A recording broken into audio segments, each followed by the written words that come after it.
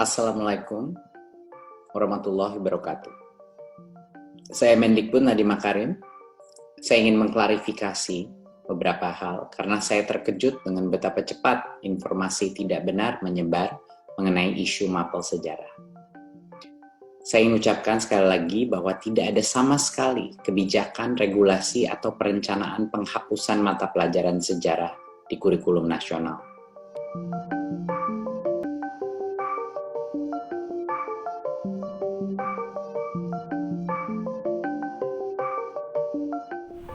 Assalamualaikum warahmatullahi wabarakatuh. Jumpa lagi dengan kami dalam program GoCapri to School.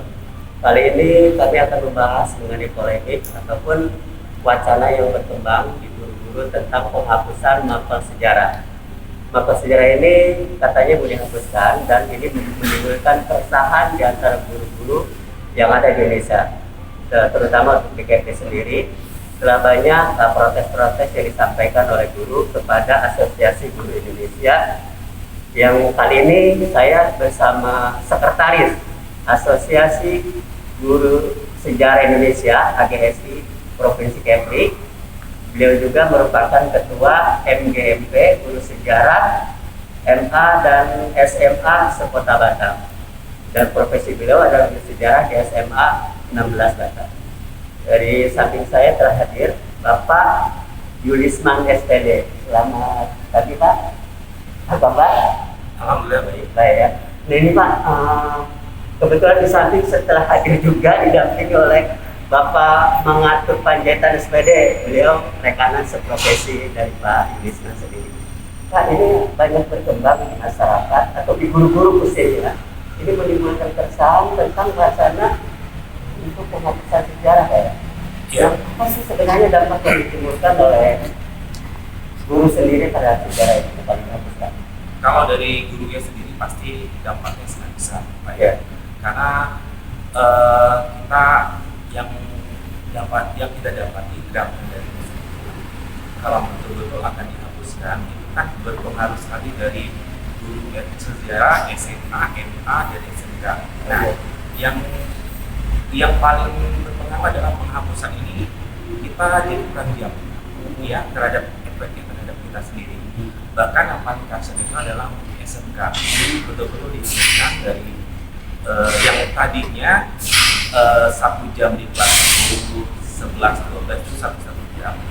Nah sekarang itu dihapuskan. Nah jadi pasti banyak yang bergejolak khususnya untuk dan ini banyak yang ke AGSI, banyak yang ini ngadu juga Pak ya? Pasti ya, karena memang gerakan itu sendiri dimulai dari AGSI sendiri, karena itulah Asosiasi Guru Sejarah Indonesia itu merupakan wadah bagi guru sejarah untuk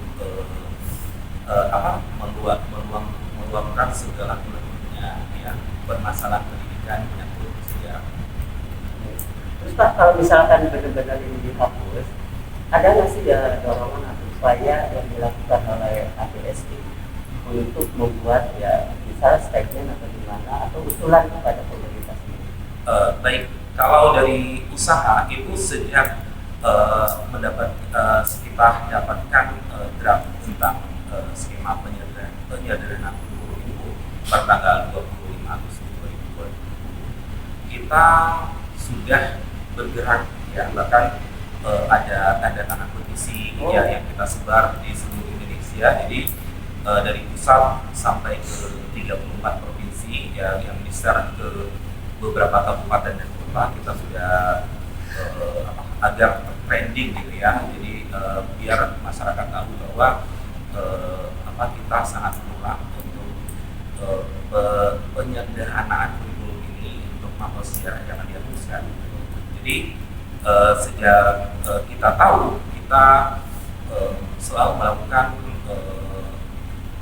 webinar dari masing-masing provinsi. Pokoknya kita selalu berkonsolidasi ya, bahkan Presiden Asosiasi Guru Sejarah sendiri Pak Rian Sumariansa telah melakukan sharing dengan di DPR MPR yang menyangkut ya, agar jangan sampai terjadi penghapusan ini. Oke, misalkan ini wacana ini benar-benar terbukti, Pak. Ini ada dampaknya terhadap generasi milenial ya? Misalkan dia tidak lagi mengenang historis dari sejarah. Pasti, iya, pasti. Ya. Kalau mapel sejarah dihapuskan, berarti kita sangat khawatir ya, apalagi saat ini era milenial ya, globalisasi sangat cepat sekali. Jadi kalau era digital itu atau generasi Z lah istilahnya macam-macam ya. Jadi kita sangat khawatir sekali. Jadi siswa kita akan melupakan jati dirinya ya, karena memang kata Pak Karno sendiri Soekarno ya, sejarah dengan pernah melupakan sejarah ya, karena mapel sejarah itu adalah mapel yang selalu menanamkan nilai-nilai kebangsaan yang patriotisme terhadap pemahaman nilai-nilai kepahaman. Ada sejarah aja anak sudah mulai melupakan. Itu tidak ada ya. Iya. Itu benar-benar dihapus, orang histori sejarah itu anak tidak mengenal lagi. Iya. Itu yang menurut AGSI merasa khawatir gitu. Iya, kami dari guru sejarah itu sendiri, Pak ya, sejak adanya kurikulum 2013 itu angin segar bagi kami. Iya. Yang biasanya itu sejarah itu di SMA cuma 1 jam. Oh, 1 jam saja per jenjang ya. Iya. Kelas 1, 2, 3 dulunya kan, sebelum kurikulum 2013 kan kita kenalnya SMA kelas 1, 2, 3. Nah, setelah 2013 kurikulumnya diterapkan, jadi 10, 11, 12. Jadi kita tuh ada sejarah itu gemuk mapelnya, ada sejarah wajib, ada sejarah peminatan. Nah, jadi kita nggak 1 jam lagi sejarahnya, tapi 2 jam di 2013 nih kurikulumnya. Jadi ada peminatan, bahkan ada 3 jam peminatan kelas 10, 4 jam peminatan kelas 11, 4 jam juga peminatan di kelas 12. Jadi kita alhamdulillah untuk kurikulum 2013 ini kita sangat-sangat senang sekali ya, karena memang yang tadinya guru sejarah untuk mencari jam tuh kalau misalnya tidak di sekolah basicnya induknya tidak cukup jam, banyak dari guru-guru rekan-rekan guru sejarah itu mencari jam di sekolah lain. Nah sekarang ada lagi angin buruk ya, yang kita ada kabar buruk tentang penghapusan lagi atau penyederhanaan lagi. Jadi yang dihapuskan itu sebenarnya untuk sejarah di SMK. Kalau untuk di SMA itu menjadi mapel pilihan ya, yang sesuai draft. Nah, jadi nanti yang kami khawatirkan dari guru-guru sejarah ini adalah jika dihapuskan, nah jika menjadi mapel pilihan di SMA, kebetulan saya ngajar di SMA, bisa dipilih bisa tidak. Nah itu kan kekhawatiran. Jadi kalau misalnya ada image negatif sejarah bagi siswa di sekolah, sejarah nih nggak enak, nggak memilih gitu. Iya betul, banyak nengok bukunya aja udah tebal-tebal, terus sejarah identik dengan menghafal ya. Jadi banyak yang tidak memilih, jadi kan takutnya kita 0 jam gitu di sekolah sendiri. Nah, Pak, Bapak selaku pelaku sejarah, guru sejarah itu sendiri, seberapa persen keberhasilan penerapan sejarah terhadap anak-anak itu serap ataupun anak memahami ini? Mungkin jauh-jauh dari harapan. Baik, kalau dari ditanya dari keberhasilan, mungkin kita kan tidak ada tahap pengukuran. Hanya saja mungkin pemahaman dulu ya. Kita jadi itu tergantung dari kitanya sebagai guru sejarah yang masing-masing mengajarkan sejarah itu bagaimana. Jadi kalau saya sendiri kalau ditanyakan macam mana sih siswa suka tidak dengan sejarah, ya, betul. Kan tadi alhamdulillah ya, bukan memuji diri sendiri, saya buat pembelajaran sejarah itu lebih mengasihkan. Jadi kalau tadi dibilang generasi sekarang generasi milenial, generasi Z, berarti kita harus berkaitan dengan saat ini pendidikannya, ya.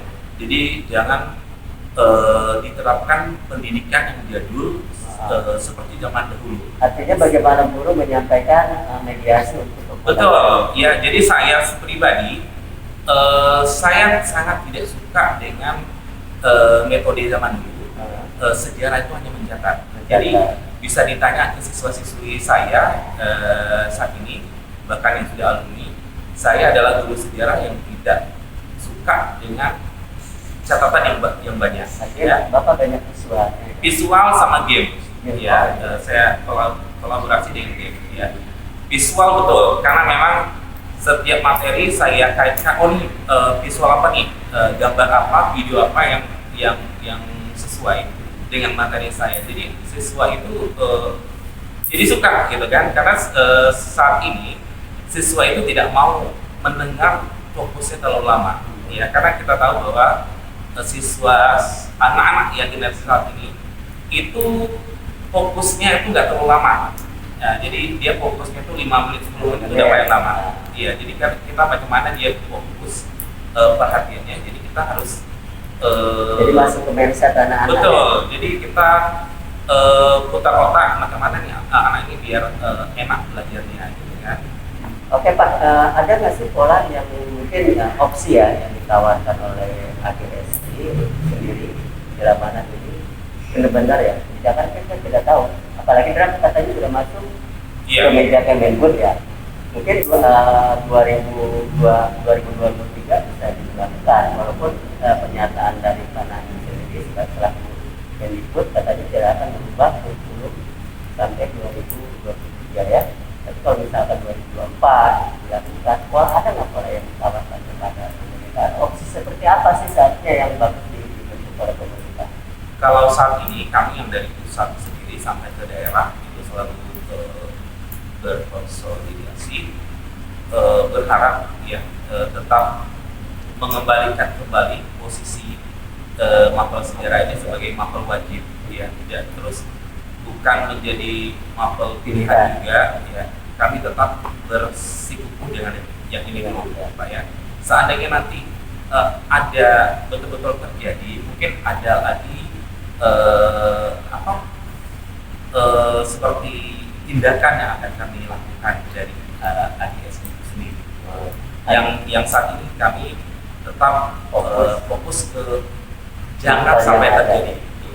Dan yang ada pun udah bagus ya. Iya, betul. Konsep kurikulumnya. Iya. Oke, demikianlah GoPepri. Kita mewawancari Pak Yulisman bersama Pak siapa sih? Pengatur. Pak Ngatur tentang rencana penghapusan mapel sejarah.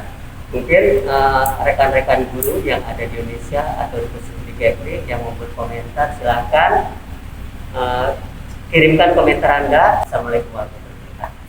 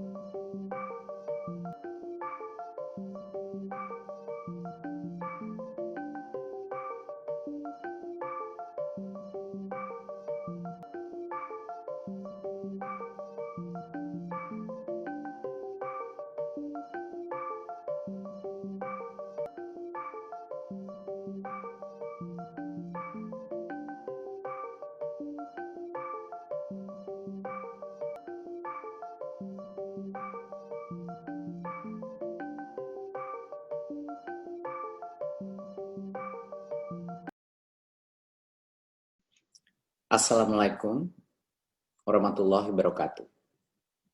Saya Mendikbud Nadiem Makarim. Saya ingin mengklarifikasi beberapa hal karena saya terkejut dengan betapa cepat informasi tidak benar menyebar mengenai isu mapel sejarah. Saya ingin ucapkan sekali lagi bahwa tidak ada sama sekali kebijakan, regulasi, atau perencanaan penghapusan mata pelajaran sejarah di kurikulum nasional. Isu ini keluar karena ada presentasi internal yang keluar ke masyarakat dengan salah satu permutasi penyederhanaan kurikulum. Kami punya banyak puluhan versi berbeda sekarang yang sedang melalui FGD dan uji publik. Semuanya belum tentu permutasi tersebut yang menjadi final.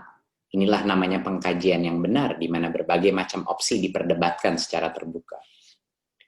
Penyederhanaan kurikulum tidak akan dilakukan sampai tahun 2022. Di tahun 2021 kami akan melakukan berbagai macam prototyping di sekolah penggerak yang terpilih dan bukan dalam skala nasional. Jadinya sekali lagi tidak ada kebijakan apapun yang akan keluar di 2021 dalam skala kurikulum nasional, apalagi penghapusan mata pelajaran sejarah. Yang buat saya mengejutkan adalah komitmen saya terhadap sejarah kebangsaan kita dipertanyakan. Padahal misi saya adalah untuk memajukan pendidikan sejarah agar kembali relevan dan menarik bagi anak-anak kita. Kakek saya adalah salah satu tokoh perjuangan dalam kemerdekaan Indonesia di tahun 1945. Ayah dan ibu saya aktivis nasional untuk membela hak asasi rakyat Indonesia dan berjuang melawan korupsi. Anak-anak saya tidak akan tahu bagaimana melangkah ke masa depan tanpa mengetahui dari mana mereka datang. Misi saya sebagai menteri malah kebalikan dari isu yang timbul. Saya ingin menjadikan sejarah menjadi suatu hal yang relevan untuk generasi muda, dengan penggunaan media yang menarik dan relevan untuk generasi baru kita, agar bisa menginspirasi mereka. Identitas generasi baru yang nasionalis hanya bisa terbentuk dari suatu kolektif memori yang membanggakan dan menginspirasi. Sekali lagi, saya himbau masyarakat jangan biarkan informasi yang tidak benar menjadi liar. Semoga klarifikasi ini bisa menenangkan masyarakat. Sejarah adalah tulang punggung dari identitas nasional kita. Tidak mungkin kami hilangkan. Terima kasih. Wassalamualaikum warahmatullahi wabarakatuh.